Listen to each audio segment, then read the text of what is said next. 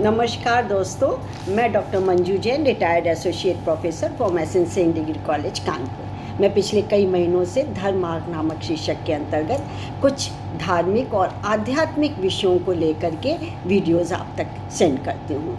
तो साथियों, इसका मकसद या ये कहिए कि एक मेरे को मैसेज देना होता है समाज को और लोगों को कि हम यदि धर्म मार्ग को अपनाते तो जीवन कितना सरस और कितना अच्छा हो जाता है। यानी सफलता तो हमें मिलती ही है, हमें आत्मिक संतोष होता है कि हम इधर उधर भटकते नहीं हैं और भटकने पर भी हम कोई गलत रास्ते का चुनाव नहीं करते, हम गलत मार्ग को नहीं अपनाते। इससे बड़ा संतुष्टि और प्रसन्नता हो भी क्या सकती है। तो यूँ तो धर्म मार्ग में आप जानते हो हजारों क्या लाखों विचार होते हैं, पर कुछ ऐसी चीज़ें होती हैं जो हर प्राणी मतलब मानव जीवन में होनी ज़रूरी होती हैं। मानव में ये गुण होने चाहिए। क्या है? सबसे पहले तो मानवता है, और मानवता के अंदर ही उदारता, सहयोग, दया सब कुछ आ जाता है। ममता है, स्नेह करना है, या फिर किसी को दुख नहीं देना है, आ जाता है। अहिंसावादी बनना है, सत्यवादी बनना है, ये सब जरूरी है। और इन मार्ग को यदि हमने अपना लिया तो सच पूछिए कभी जीवन में कष्ट नहीं होगा। तो आज भी धर्म मार्ग के अंतर्गत मैंने ऐसा ही एक धार्मिक विचार आपके लिए सोच के रखा था, निकाल के रखा था, जिसका शीर्षक है किसी को दुख ना पहुंचाया जाए या किसी को दुखी ना करें। और इसको पेश किया है हमारे आगे डॉक्टर राजेंद्र दुबे ने। राजेंद्र दुबे जी, आपका बहुत बहुत धन्यवाद और नमस्कार कि मैं आपकी बात जन जन तक पहुंचा दे रही हूं। तो शुरू करते हैं। क्या है इसके अंदर?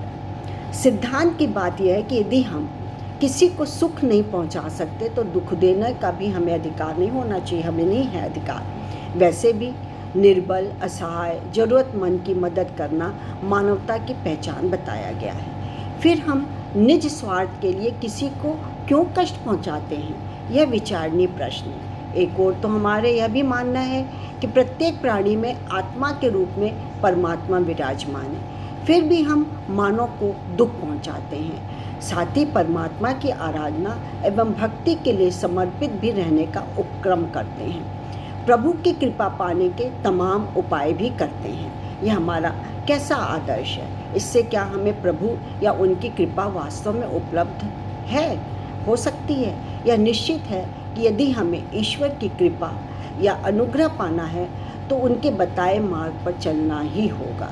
यह मार्ग क्या है, यह हम सब भली भांति जानते हैं। उसे व्यवहार में लाने के लिए जो कारक बाधक है वह है हमारे स्वार्थ जनित कारण। लेकिन इसके लिए हम दोष देते हैं सीधे परमात्मा को कि आज ईश्वर ने बहुत गलत किया, ईश्वर ने ये कर दिया, मेरे भाग में ये नहीं है, भगवान जाने मुझको किस जन्म का बदला रह, बोलते हैं ना जब भी गलत काम हो जाता है।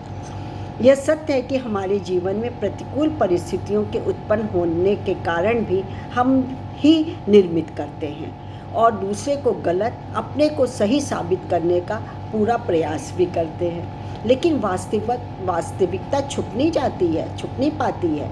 ऐसी स्थिति में थोड़े समय की खुशी तो जरूर मिल जाती है, अंततः दुख ही मिलता है। यदि हमने संसार, परमात्मा और अपने संबंधों की वास्तविकता को भली भांति हृदयगम कर लिया तो निश्चित रूप से सांसारिकता और भौतिकता हमें बौनी प्रतीत होगी। तो फिर क्या हम क्यों भगवान के बनाए हुए प्राणियों को दुख और कष्ट पहुंचाएं? क्योंकि परमात्मा भी अपने बनाए जीवों को असीम प्यार करता है। सीधी सी बात है, जब प्रभु ऐसा चाहते हैं तो हम क्यों उनके विपरीत जाएं?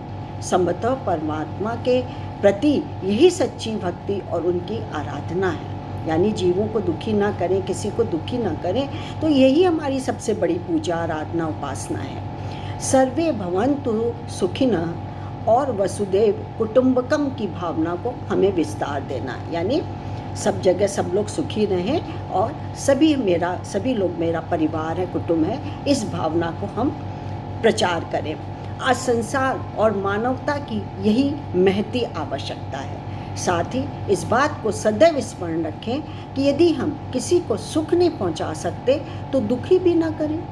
मानव शरीर एक मंदिर है, इसमें आत्मा रूप में परमात्मा सदैव विराजमान रहते हैं। तो परमात्मा विराजमान रहते हैं, तो हम परमात्मा को तो दुखी नहीं कर सकते ना। तो बस आप यही सोच लीजिए कि हम परमात्मा को दुखी नहीं करेंगे। यदि परमात्मा को दुखी करेंगे तो इसका मतलब है हम दूसरे जीवों पर भी दया नहीं रख रहे हैं। तो ये विपरीत हो जाएगा, ये कलुषित हो जाएगा, विकार युक्त हमारा मन हो जाएगा। इससे हमको दूर रखने के लिए हमें सब प्राणियों को खुश रखना है, सब जीवों पे दया करनी है, और मानव समाज के लिए तो आपका योगदान बहुत ज़रूरी होता है। तो आज के लिए साथियों इतना ही। फिर मैं एक नए विचार के साथ, जो कि आध्यात्मिक और धार्मिक विचारों से जुड़े होते हैं, प्रसंग छोटे छोटे होते हैं लेकिन बहुत ही सारगर्भित होते हैं, को लेकर के उपस्थित होंगी। तब तक मुझे इजाज़त दीजिए। नमस्कार, थैंक यू।